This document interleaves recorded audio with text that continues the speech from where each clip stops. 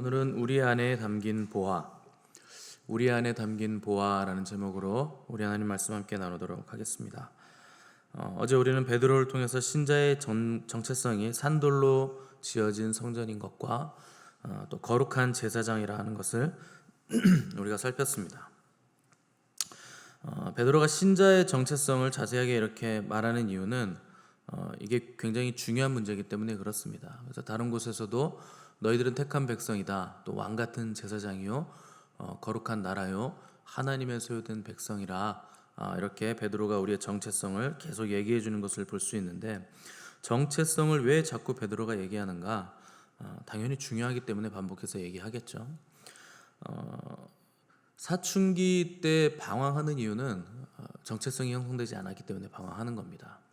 그러니까 아직 어른이 되지는 않았지만 그렇다고 또 어린아이라고는 할 수 없는 그 과도기적인 상황이 있기 때문에 사춘기 때는 방황하기가 쉬운데, 그때는 정체성을 제대로 형성할 수 있는 조언이 필요하고, 자기가 누구인지, 왜 이런 일들이 생기는지, 지금 내가 어디를 지나가고 있는지, 어느쯤 왔는지에 대한 그런 지식들을 알려주는 게 굉장히 중요한 겁니다.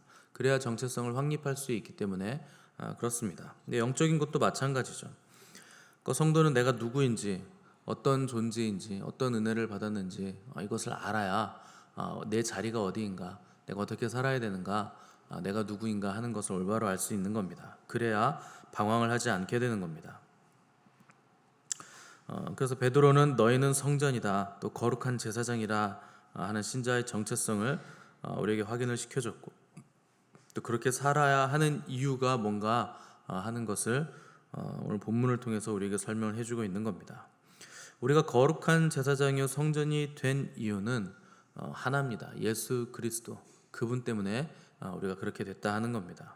그럼 우리가 제사장이라 했는데, 제사장이 된 목적은 뭔가? 제사장이 하는 가장 중요한 임무는 제사 드리는 거죠. 제사장이니까 당연히 제사가 목적입니다. 그 하나님께서 기쁘시게 받으실 만한 신령한 제사를 드리게 하시기 위해서 우리를 제사장 삼아 주셨다 하는 겁니다. 그럼 우리가 드리는 그 제사란 뭔가? 뭐 소 잡고 양 잡고 그렇게 드리는 제사인가?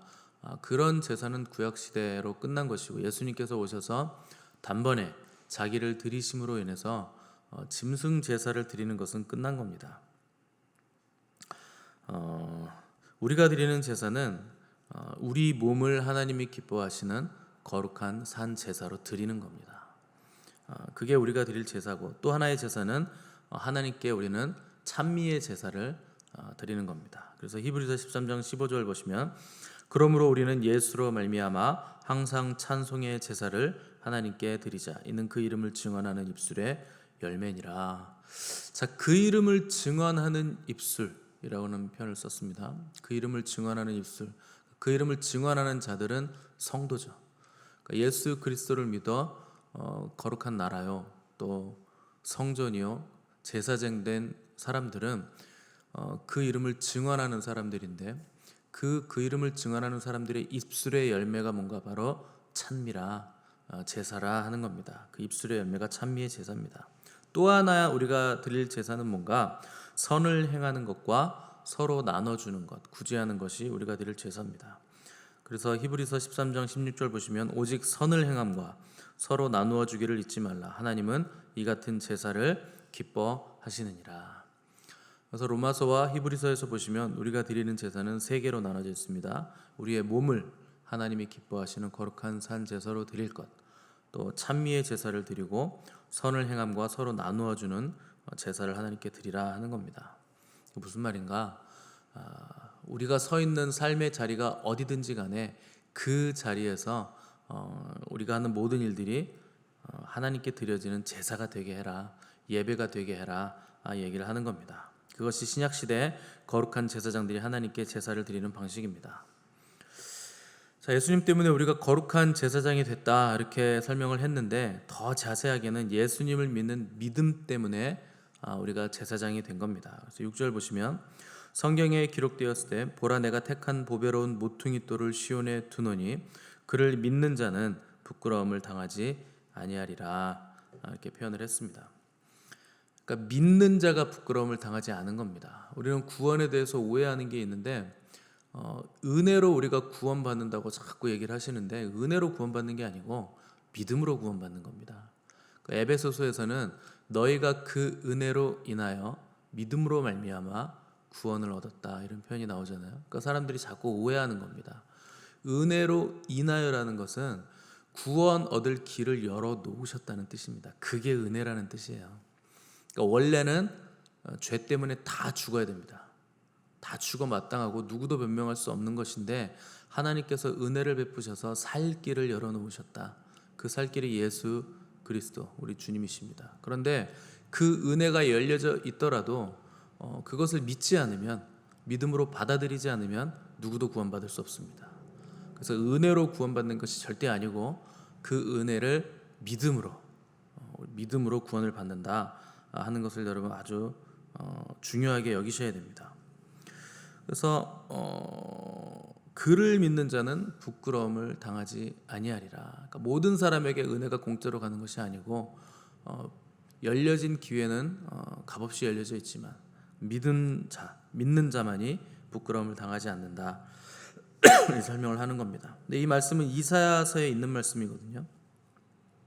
이사야서 28장 16절을 보시면 그러므로 주 여호와께서 이같이 이르시되 보라 내가 한 돌을 시온에 두어 기초를 삼았노니 곧 시험한 돌이요 귀하고 견고한 기초돌이라 그것을 믿는 이는 다급하게 되지 아니하리로다.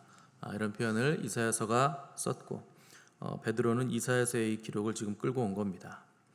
자, 이사야의 표현에 의하면 보라 내가 한 돌을 시온에 두어 기초를 삼았다 이렇게 표현을 했는데 베드로는 이것을 보라 내가 모퉁이 돌을 시온에 두노니 라고 풀어서 쓴 겁니다. 그러니까 두 개 다 같은 것이죠. 시온에 둔 기초돌, 또 기초를 삼은 돌, 또 모퉁이 돌, 또 하나님께서 택하여 시온에 둔 보배로운 모퉁이 돌 다 같은 표현입니다. 그래서 영어 성경에서는 이 모퉁이 돌과 구약의 기초석을 다 똑같은 단어 코너스톤이라는 단어로 썼습니다. 그러니까 모퉁이 돌이라는 뜻이죠. 코너에 있는 돌. 그래서 그 직각 아주 반듯한 돌, 기준이 되는 돌을 말하는 겁니다. 당연히 이 돌은 어제 우리가 살펴본 대로 예수 그리스도시라 하는 것을 이미 우리가 어제 살폈습니다. 자, 이 돌을 믿는 이들에게는 놀라운 유익이 있다 하는 것이 오늘 성경 본문의 증언입니다. 어떤 유익이 있는가? 첫 번째, 부끄러움을 당하지 않는다. 여러분 예수 그리스도를 믿으시면 여러분들이 부끄러움을 당하지 않게 되는 겁니다. 그 부끄러움을 당하지 않는다고 표현을 하면 그럼 예수님 믿으면 창피당할 일이 없겠네요. 남들 앞에서 내 가오가 꺾이는 일이 이제 없겠구만 뭐 이런 식으로 생각하시는 분들인데 그렇지는 않습니다. 여기 부끄러움은 그 심판대 앞에서 당하는 부끄러움을 얘기하는 겁니다. 그리스도를 믿지 않아서 심판당하는, 멸망당하는 부끄러움을 당하지 않게 된다. 자, 이사야는 이것을 뭐라고 표현했냐면 다급하게 되지 않을 것이다 이렇게 표현을 했습니다. 다급하다는 것은 구원의 시급함과 절박성과 급박함을 표현하는 말이기도 하지만 심판대 앞에서 그때서야 부랴부랴 다급하게 내가 예수님을 믿을 걸 하는 그런 다급함을 우리가 가지지 않아도 된다. 왜냐하면 우리는 이미 예수 그리스도를 믿은 사람들이기 때문에, 그래서 예수 그리스도를 믿어 복된 인생을 살아왔기 때문에 다급하게 그때서야 우리가 우리의 신앙을 점검하지 않아도 된다 하는 겁니다. 또 한 가지 다급하게 된다는 것은 내가 믿는다고 평생 믿었는데 잘못 믿어서 다급하게 되지 않을 것이다 하는 겁니다. 그러니까 믿음의 기초, 믿음의 주님은 누구신가? 예수 그리스도. 그분의 이름을 붙잡은 사람들, 다른 부차적인 것, 부연적인 것, 좋은 건 많겠지만 무엇보다 가장 중요한 이름, 예수 그리스도라는 이름을 붙잡은 사람들은 다급해지지 않을 것이다. 창피를 당하지 않을 것이다. 이 얘기를 하는 겁니다. 자, 두 번째, 이 돌을 믿는 자들에게 어떤 유익이 있는가? 그리스도가 믿은 자들에게 보배가 되신다 하는 겁니다. 자, 7절 8절 보시면 그러므로 믿는 너희에게는 보배이나 믿지 아니하는 자에게는 건축자들이 버린 그 돌이 모퉁이의 머릿돌이 되고 또한 부딪히는 돌과 걸려 넘어지게 하는 바위가 되었다 하였느니라. 그들이 말씀을 순종하지 아니함으로 넘어지나니 이는 그들을 이렇게 정하신 것이라. 자, 7절에 믿는 너희에게는 보배라 하는 것을 주목하셔야 됩니다. 믿는 사람들에게 가장 큰 보배가 무엇인가? 예수 그리스도. 그분의 이름이 가장 큰 보배라 하는 겁니다. 반대로 말하면 내 인생에서 가장 귀한 분이 예수 그리스도가 아니라면 믿지 않는 사람이라 하는 겁니다. 잘못 믿고 있다는 거죠. 그래서 마지막에 다급하게 되는 겁니다. 지금 내가 중요하게 생각하는 것, 중요하게 여기는 것, 가장 귀하게 여기는 것, 내 삶의 중심, 그분이 예수 그리스도가 아니면 남는 것이 없을 것이다. 다 불에 타서 사라지게 될 것이다 하는 것을 말씀하고 있는 겁니다. 그래서 우리가 정말 예수님을 믿었다면 그분이 나의 가장 존귀한 보배로운 보배이십니다. 유일무이한 보배이시고 우리의 정체성의 근원이시고 나의 존재의 이유가 되시고 가장 귀한 분은 예수밖에 없다 하는 고백이 우리 입술에서 나올 수밖에 없다 하는 겁니다. 그러나 믿지 않는 자들에게는 예수 그리스도라는 이름은 거추장스러운 거예요. 귀찮은 겁니다. 발에 걸려서 넘어지게 만드는 돌뿌리 같은 거죠. 장애물이 되는 겁니다. 이처럼 세상의 중심이 주님이시고 그분이 모든 것에 모든 것 되신다는 고백이 없다면 그 사람은 진정한 그리스도인이라고 볼 수 없는 겁니다. 그렇게 부를 수 없는 겁니다. 그래서 예수님이 직접 말씀하시기를 이 돌 위에 떨어지는 자는 깨지겠고 이 돌이 사람 위에 떨어지면 그를 가루로 만들어 흩어버리리라 이렇게 말씀하셨습니다. 여러분 상식적으로 바위하고 사람하고 부딪히면 누가 깨질까요? 여러분이 머리가 아무리 든 게 없어서 돌머리라고 단단하셔도 한번 싸워보자 해서 돌에 머리를 부딪히시면 돌은 절대 안 깨집니다. 머리가 깨져요. 당연히 돌하고 사람하고 싸우고 부딪히면 사람이 깨지죠. 돌은 절대 안 깨집니다. 그러니까 돌에 사람이 부딪히든 사람에게 돌이 떨어지든 깨지고 가루가 되는 것은 돌이 아니라 사람이라 이 얘기를 하는 겁니다. 돌은 절대 안 깨집니다. 그래서 무슨 얘기인가? 이 돌에 모든 사람들은 다 부딪히게 될 것인데 그때 너희들은 선택해야 된다. 예수 그리스도를 받아들이고 그분의 말씀에 순종하든지 아니면 거부해서 깨지든지 둘 중에 하나만 선택할 수 있다 하는 겁니다. 예수 그리스도가 세상의 중심이 되지 못하고 또 나의 삶에서도 중심이 되지 못한다면 지금까지 살아온 모든 시간과 지금까지 우리가 해온 모든 일들은 다 헛수고입니다. 그분은 절대 깨지지 않으십니다. 그분은 변함없는 깨지지 않는 바위시고 세상의 중심이시고 변치 않는 언약의 주인이십니다. 또한 그분이 온 땅과 만물의 주인이십니다. 그분 없이 삶을 도모하는 모든 사람들은 넘어질 것이고 파괴될 것이고 가루가 되어서 다 흩어져 버릴 것입니다. 지금은 아닌 것 같아 보이지만 결국 다 깨집니다. 아무리 힘을 주고 단단하게 버텨도 다 파괴될 겁니다. 왜냐하면 역사의 주인공은 우리 주님이시기 때문에. 역사는 히스토리잖아요. 끊어서 읽으면 His 스토리죠. 그분의 이야기. 그게 히스토리입니다. 그분이 역사의 주인공이십니다. 예수 그리스도로 옷 입지 않은 모든 자들은 천국 잔치 자리에서 다 쫓겨나게 될 것입니다. 그분으로 옷을 입어야 됩니다. 그래서 마지막 잔치 자리에서는 세마포를 입어야 된다 그러잖아요. 근데 이 세마포가 뭐냐? 이 세마포는 성도들의 옳은 행실이로다. 근본적으로는 회개의 옷을 말하는 겁니다. 회개에서 입은 예수 그리스도로 옷 입는 그 옷을 말하는 것이고 그리고 계속해서 거룩한 삶을 살아내는 그 거룩한 행실을 말하는 겁니다. 그 옷을 입지 않으면 모든 자들은 천국 잔치 자리에서 다 쫓겨나게 될 것입니다. 지금까지 내 삶의 주인이 나였던 분이 계셨다면, 세상의 중심이 나였던 인생이었다면 이제는 예수님께 삶의 주인공의 자리를 내어드리시기를 바랍니다. 사람은 그릇과 같습니다. 그래서 자기 그릇 안에 무엇을 담고 있느냐 하는 것으로 그의 인생이 결정되게 되어 있거든요.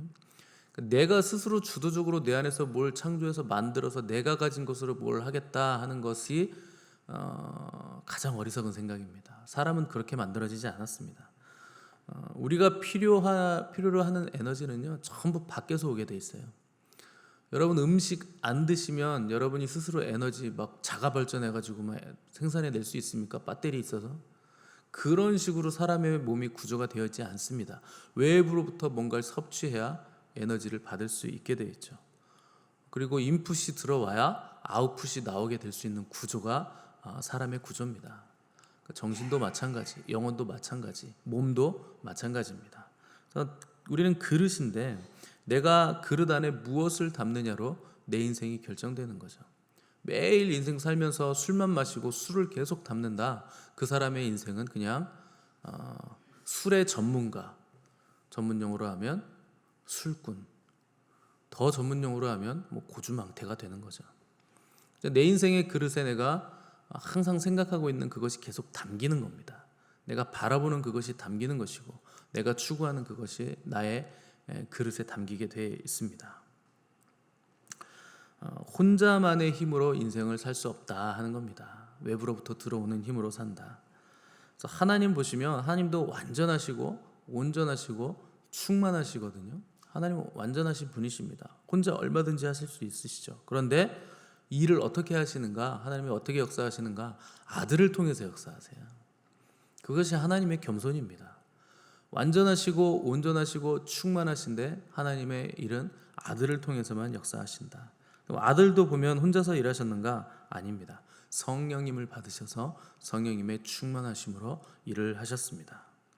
그러니까 사람이 빛으로 충만하면 다른 사람과 함께 일하고 하나님의 도우심을 받아서 일하고 성령으로 충만해서 일하고 성령의 도우심과 역사하심을 따라서 그분과 함께 일하게 돼 있습니다. 그런데 어둠으로 충만한 사람들은 받기도 싫고 주기도 싫은 겁니다. 그게 어둠이에요. 하나님과 반대로 가는 겁니다. 어둠이 내 안에 담겨 있기 때문에 다른 사람과 같이 일할 수 없고 나눌 수 없고 혼자만 서 있는다 하는 겁니다. 그러나 저와 여러분들은 우리 안에 가장 보배롭고 존귀한 보배이신 예수 그리스도를 담은 사람들입니다. 그릇 안에 보화가 담겨 있으면 그 그릇도 같이 귀해지는 게 당연한 겁니다.